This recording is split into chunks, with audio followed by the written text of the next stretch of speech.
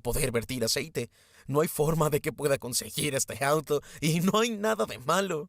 Esto protege el motor antes de que se rompa. ¿Por Vamos a qué ver. protegemos un motor dañado? Sí, eso exactamente pensé, pero solo estoy tomando un litro. Ahora eres un embajador de Valvoline. Ay, parece rojo. Sí, se vuelve verde cuando lo Ah, viertes. cierto. Es para usos múltiples. Es multiuso. Es un refrigerante multiusos, puede ir donde quieras. Espero que realmente esté bien. No hay forma de que se pueda catalogar como motor ruidoso y venderlo en Copart.